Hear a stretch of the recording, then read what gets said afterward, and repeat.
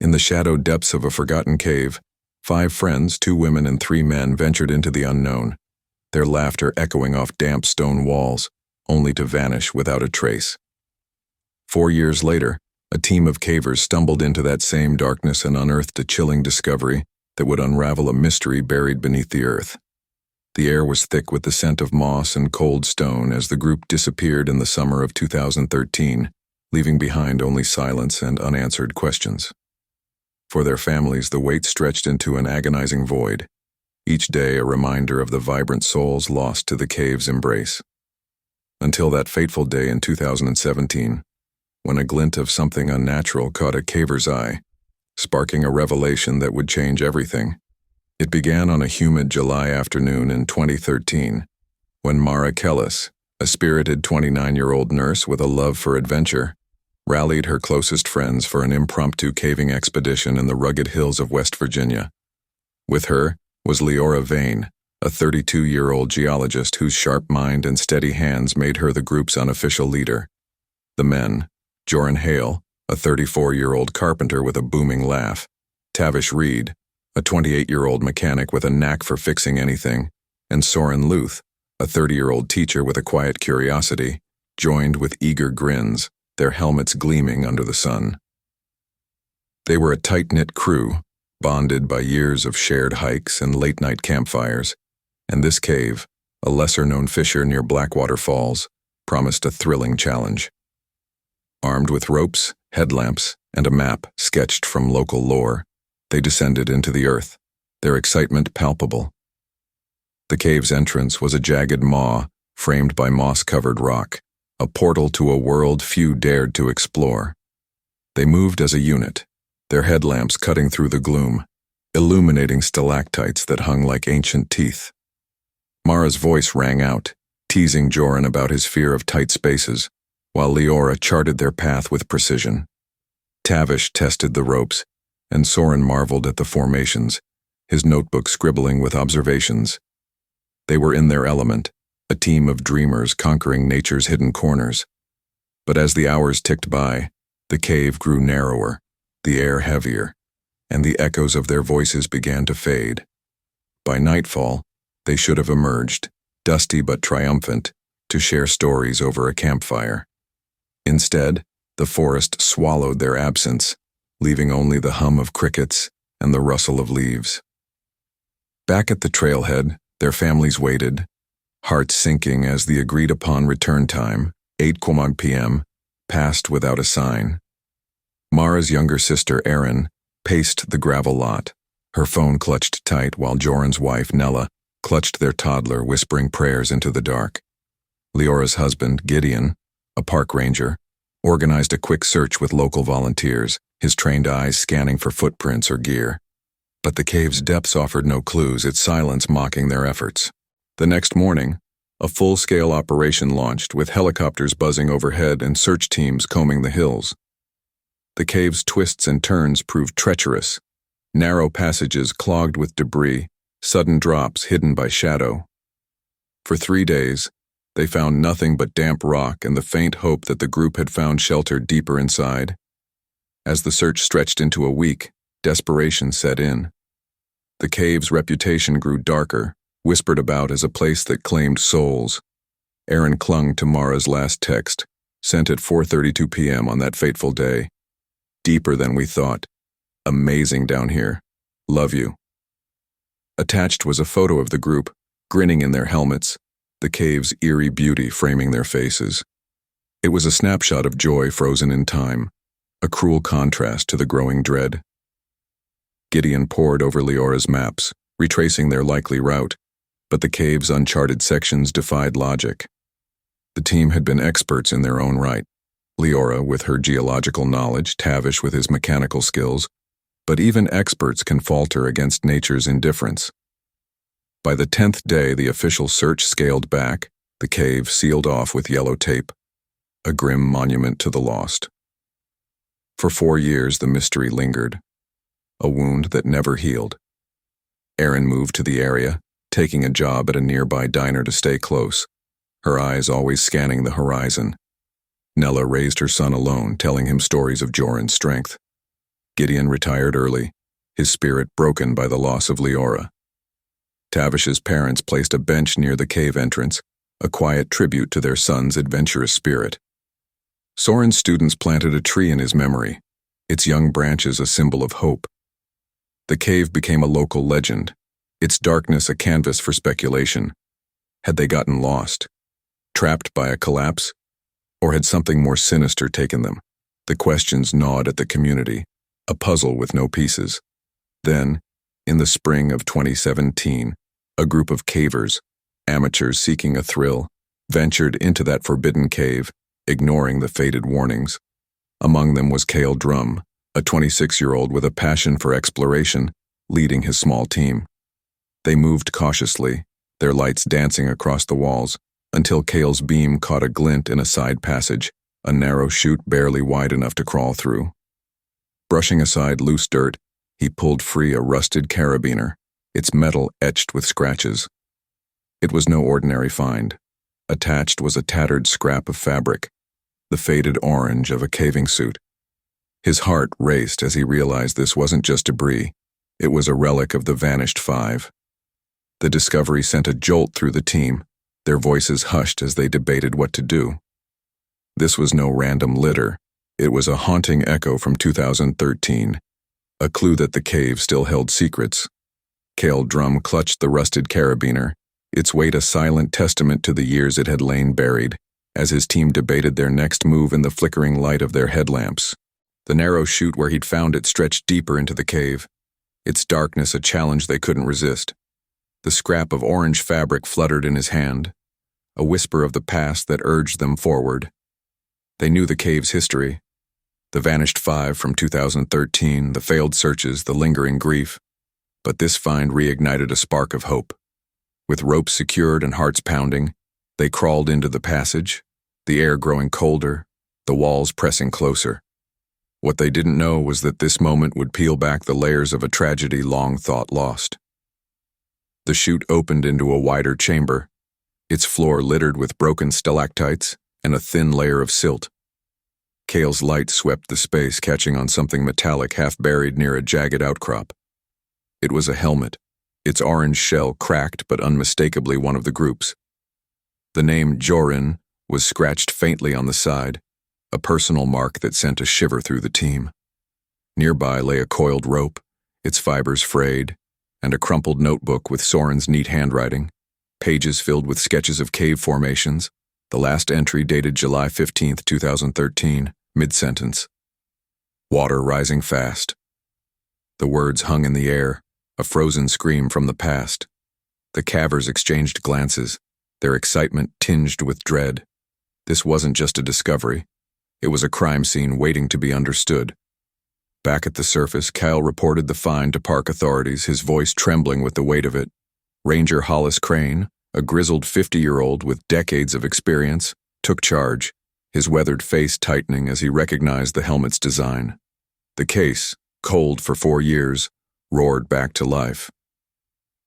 A forensic team descended, their lights piercing the chamber's gloom. They cataloged every item, the helmet, the rope, a water bottle with Tavish's initials, and a small tin holding Liora's geological samples. The silt yielded footprints, faint but human, leading to a collapsed section where the cave's ceiling had given way.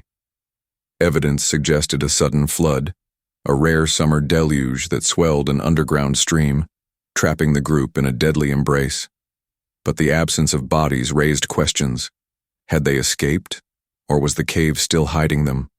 The investigation deepened, pulling in hydrologists to map the cave's water flow.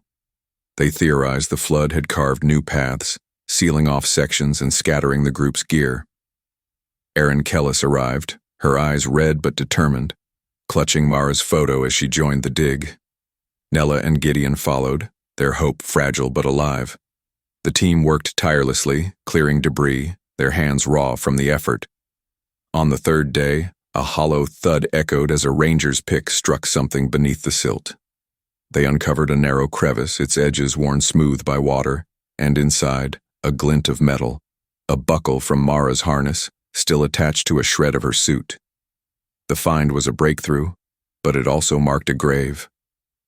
The crevice was too tight for a body, suggesting she'd been swept away, her gear snagged in the flood's retreat.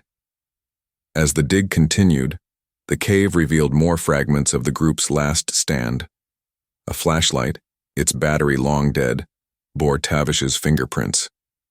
A shard of Liora's map, waterlogged but legible, showed a sketched escape route that ended abruptly. The pieces painted a harrowing picture. The group, caught by rising water, had fought to survive, using ropes and gear to climb higher, only to be overwhelmed. The collapsed section, now a tomb of rock, hinted at where they might lie. Erin sobbed as she held Mara's buckle, her sister's spirit alive in the cold metal. Gideon traced Leora's handwriting, his fingers trembling. The cave had taken them, but it was giving them back, piece by piece, a puzzle of loss and resilience. The discovery drew national attention, news crews crowding the trailhead, their cameras capturing the raw emotion of the families. Ranger Crane faced the press, his voice steady but heavy. "We're not giving up. This cave has more to tell." The public latched onto the story, forums buzzing with theories. Had they been trapped alive? Rescued and lost to amnesia? The lack of bodies fueled speculation, but the forensic team focused on facts. They analyzed the silt for organic traces, finding minute fragments of bone and fabric, too degraded to identify. The flood's power had scattered everything, leaving the cave a graveyard of echoes. Yet one question lingered. If the gear was here, where were Mara, Liora, Jorin, Tavish, and Soren? The answer seemed to lie deeper, beyond the collapsed rock. Days turned to weeks, the dig expanding into a grueling operation. The team used sonar to probe the collapse, detecting a void beyond the rubble. It was a gamble, but they drilled cautiously, clearing a path. On the 10th day, a ranger's light revealed a sight that stopped them cold. A small chamber, its floor strewn with bones. The skeletons were jumbled, 5 in all, their positions suggesting a desperate huddle. Clothing scraps, orange, blue, green, matched the group's gear. A forensic anthropologist, Dr. Liora Vane, confirmed the remains, her analysis showing fractures from the collapse and signs of prolonged exposure to water. They had survived the initial flood, climbing to safety only to be buried by the falling rock. The cave had been their refuge and their end. The families gathered at the site, tears mingling with relief. Erin placed Mara's buckle on a makeshift memorial, a cairn of stones. Nella whispered to Jorin's son about his father's bravery. Gideon planted a sapling for Liora, its roots a promise of growth. The cave, once a place of joy, was now a sacred space, its darkness holding their story. But as the team packed up, Hale noticed something odd, a faint scratch on the chamber wall, a symbol like an arrow pointing deeper. It was subtle, almost erased by time, but it sparked a new curiosity. Had the group left a final message? The investigation paused, but the cave's secrets weren't fully told. If you've been gripped by this story, like and subscribe for more mysteries. There's more to uncover. Dr. Liora Vane knelt beside the chamber's grim tableau, her gloved hands tracing the bones with a reverence born of years in the field, as the faint arrow scratch on the wall gnawed at Hale Drum's mind. The skeletons, 5 silent witnesses to a tragedy, lay in a tangled heap, their story etched in fractured skulls and water-worn ribs. The forensic team worked methodically, bagging evidence, but that scratch pulled Hale back. It wasn't random. It felt intentional, a last gasp of hope from someone still fighting. He traced it with his finger, the rough stone cool against his skin, and wondered if Mara, Liora, Jorin, Tavish, or Soren had carved it. The chamber's air hung heavy, a mix of damp earth and unspoken questions, urging him to look deeper. Ranger Hollis Crane joined him, his flashlight beam dancing over the symbol. "Could be nothing," he muttered, but his eyes betrayed curiosity. The team had assumed the collapse ended the group's story, but this mark suggested otherwise. Dr. Vane overheard. Her interest piqued. She examined the scratch, noting its depth and angle. consistent with a tool like a knife or carabiner edge. "Someone was alive after the rock fell," she said, her voice low. "This could be a direction." The idea electrified the team. If the group had survived the initial burial, had they found another way out? The chamber's void, detected by sonar, hinted at unseen passages, and that arrow might be the key. The dig shifted focus, the crew clearing rubble with renewed urgency. Mara Kellis lingered nearby, her eyes fixed on the bones, but the scratch gave her a flicker of hope. Gideon and Nella watched, their faces a mix of grief and anticipation. The team drilled into the void, the whine of machinery echoing through the cave. After hours, a narrow tunnel emerged, its walls slick with moisture, leading downward. Kyle volunteered to go first, his rope secured, heart pounding as he descended. The tunnel twisted, its air stale, until it opened into a smaller cavern. His light revealed a shocking sight: a makeshift camp, rusted cans, a shredded sleeping bag, and a journal page pinned by a rock. The page in Soren's hand read, "Trapped, water gone, heading down, July 17th. The discovery sent a jolt through the team. The group had survived at least 2 days post-collapse, rationing what they had, then venturing deeper. The tunnel's slope suggested a drainage path, possibly flooded in 2013 but now passable. Dr. Foss analyzed the cans, military surplus, likely Tavish's find, estimating they held enough for a few days. The journal fragment, dated 2 days after the collapse, implied desperation, but also determination. Had they found an exit, only to meet a worse fate? The cavern's floor showed drag marks, hinting they'd moved on, perhaps injured. Cale's mind raced. Where had they gone? The investigation intensified, hydrologists mapping the tunnel's flow. They theorized a secondary flood had forced the group downward, the arrow a guide to a lower exit. The team followed, navigating slick rock and tight squeezes, their lights casting eerie shadows. After a mile, they reached a dead end, a collapsed chute, its debris fresh compared to the chamber's ancient rock. Forensic tests revealed organic traces, hair and cloth, suggesting the group had been here recently, relatively speaking. But the chute was impassable, sealed by a later collapse. Had they been trapped again, or had some escaped? Erin clutched the journal page, tears falling as she read Soren's words. Gideon traced the drag marks, imagining Leora's strength. The cave was a labyrinth, each turn revealing more of their struggle. Ranger Crane ordered a wider sonar scan, detecting another void beyond the chute. It was a long shot, but the team drilled again, their hope fragile.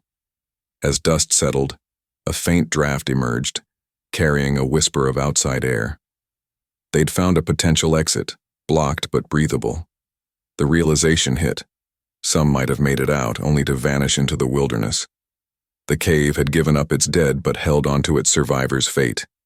If this mystery has you hooked, like and subscribe for more. There's still more to unravel.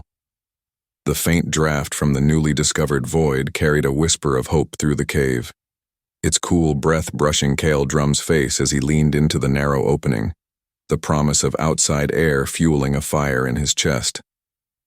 Dr. Liora Foss adjusted her headlamp, her scientific mind racing as she studied the fresh debris sealing the chute, evidence of a recent collapse, perhaps from a tremor or flood long after 2013. Ranger Hollis Crane barked orders, his voice steady despite the exhaustion etched into his weathered face, directing the team to widen the passage. Mara Kellis pressed the journal page to her heart, her sister Mara's memory driving her forward, while Gideon and Nella stood silent, their eyes fixed on the void that might hold the last piece of Leora and Jorin's story. The cave, a relentless keeper of secrets, was about to yield more. The team worked through the night, the whine of drills piercing the stillness, their hands blistered from shifting rock. The sonar had confirmed a chamber beyond, its size suggesting a significant space, possibly an exit point. Kyle took the lead, his rope taut as he squeezed through the widened gap, his light revealing a cavern bathed in an eerie glow from a crack above. The sight stole his breath. Scattered gear, backpacks, a cracked helmet with Tavish's name, and a pile of bones, fewer than 5. The chamber was a graveyard and a waypoint, its walls marked with more scratches, arrows pointing toward the crack. Dr. Foss followed, her expertise confirming the bones belonged to at least 2 individuals, their fractures matching a fall or collapse.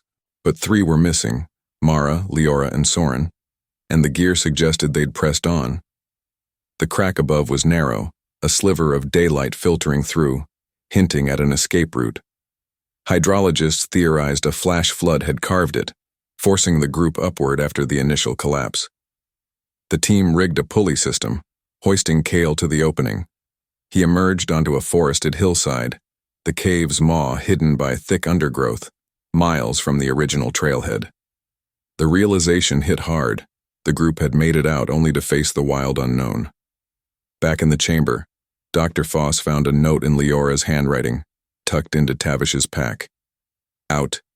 Injured. Heading east. Help. Dated July 18, 2013, it was a desperate plea, proof they'd survived the cave but not the aftermath. The 2 skeletons, Jorin and Tavish, identified by dental records, had likely succumbed to injuries. Their bodies left as the others moved on.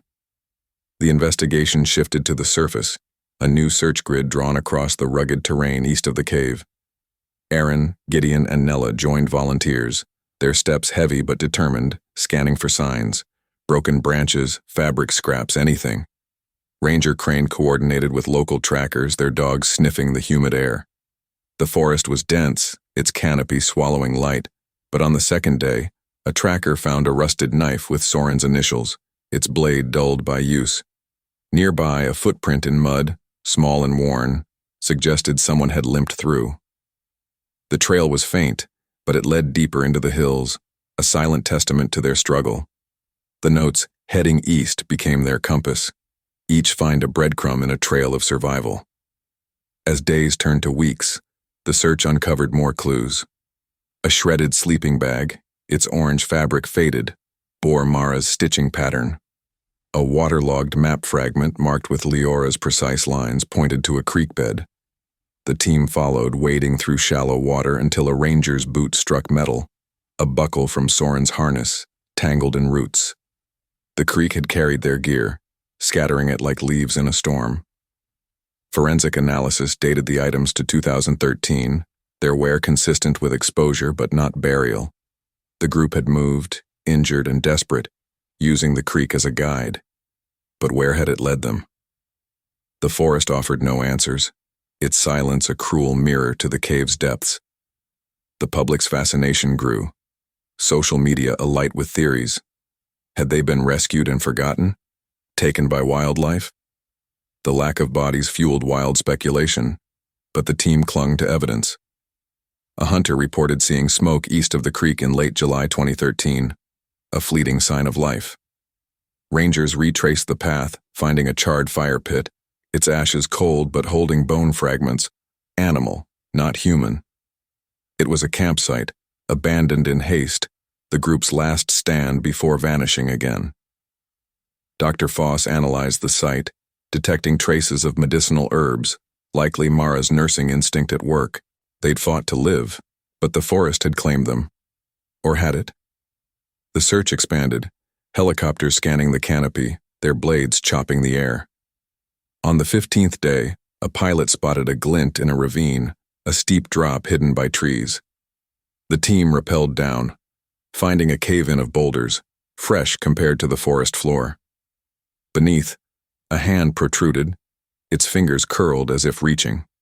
The dig revealed 3 skeletons, their clothing scraps matching Mara, Liora, and Soren. Fractures and malnutrition marks told a grim tale. They'd escaped the cave, only to fall, injure themselves, and starve. The ravine had been their end, its isolation sealing their fate. Aaron collapsed, sobbing, as Gideon placed a stone on the site.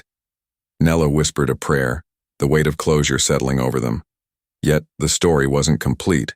The chamber's 2 skeletons and this ravine's 3 didn't align perfectly with the group's dynamics. Had someone separated? The arrows, the note, the eastward push, all suggested a plan. Kyle revisited the hillside crack, finding a faint trail, overgrown but deliberate. It led to a ridge where a torn scrap of Liora's map fluttered in the wind, marked with, "Help here." The cave had given up its dead, but the forest held a final secret. If this journey has captivated you, like and subscribe for more. There's still more to explore. The torn scrap of Liora's map fluttered in the wind atop the ridge, its "Help here" scrawled in shaky letters, a haunting plea that gripped Kaldrum's heart. As he stood beneath the towering pines, the hillside crack's faint trail stretching into the distance. Dr. Liora Vane joined him, her flashlight scanning the overgrown path, while Ranger Hollis Crane radioed the team below, his voice crackling with urgency.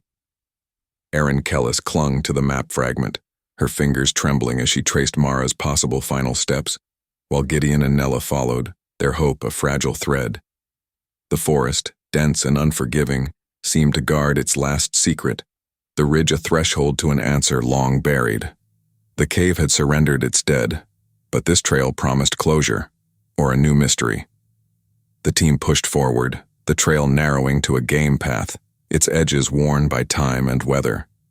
Kale led, his eyes catching a glint under a fallen log, a metal whistle, its surface etched with Soren's initials. It was a signal device, its reed clogged with dirt, suggesting it had been blown in desperation. Nearby, a footprint, small and deep, hinted at someone dragging a heavy load, perhaps an injured companion.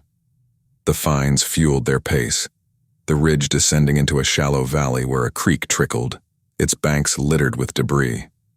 A ranger spotted a rusted canteen, its cap marked with Leora's initials, half buried in mud. The creek had been their lifeline, guiding them east, but its twists had scattered their gear like a cruel game. Hydrologists mapped the water's flow, confirming it matched the 2013 flood's path, a torrent that could have swept them here. Dr. Vane analyzed the canteen, finding traces of medicinal herbs, marigold and willow bark, Mara's nursing skills at work, treating wounds or fever. The valley opened to a clearing, where a charred log and scattered stones marked a campsite, its fire pit cold but holding human hair strands too degraded for DNA. The group had rested here, perhaps planning their next move, but the silence suggested they'd moved on, or been forced to. Erin knelt by the site, tears falling as she imagined Mara tending the wounded, her strength a beacon in the dark. The trail resumed, climbing a steep incline, the forest thinning to reveal a rocky outcrop. A tracker's dog barked, leading them to a shallow cave, its entrance hidden by vines. Inside, the air was stale, the floor strewn with bones, 3 skeletons, their positions suggesting a final stand. Clothing scraps, blue from Leora's jacket, green from Soren's shirt, orange from Mara's suit, confirmed their identities. Fractures in their legs and ribs paired with malnutrition signs told a grim tale. They'd escaped the cave, reached the ridge, but fallen here, too injured to climb out. Dr. Vane noted a crude splint on one leg, Mara's handiwork, a testament to their fight. The cave-in ravine had claimed 2. This outcrop had taken the rest. The whistle and map fragment suggested a plan. Signal for help. Head east. But the valley's isolation miles from any road had sealed their fate. Ranger Crane surveyed the site, his jaw tight. They made it farther than anyone thought, he said, his voice thick with respect. Erin placed the whistle on a stone cairn, a tribute to Soren's hope. Gideon carved Leora's name into a tree while Nella left a flower for Mara, the clearing now a sacred ground. The group of 5, once vibrant, had scattered across the wilderness, their journey a mosaic of survival and loss. Back at the trailhead, the community gathered, news crews capturing the bittersweet end. The families spoke of pride in their loved ones' resilience, their refusal to give up. Dr. Vane presented her report. The group had survived the cave's flood, navigated the ridge, and fought for days, only to succumb to injuries and starvation. The two skeletons in the chamber, Jorin and Tavish, had stayed behind, their injuries too severe while Mara, Liora, and Soren had pushed on, their bodies found in the outcrop. The timeline fit: July 15's collapse, July 18's note, and a final stand by July 20th, when help never came. Yet, a lingering question haunted Hale. The whistle, the map, the eastward push. Had they been seen? A local farmer, interviewed later, recalled a faint cry in late July 2013, dismissed as wind. It was too late to know, but the possibility lingered, a thread of what if. The cave and forest had taken them, but their story endured, a testament to human spirit. The investigation closed, the site marked for preservation, a memorial to Mara, Liora, Jorin, Tavish, and Soren. For those captivated by their journey, like and subscribe for more mysteries. There's always more to discover.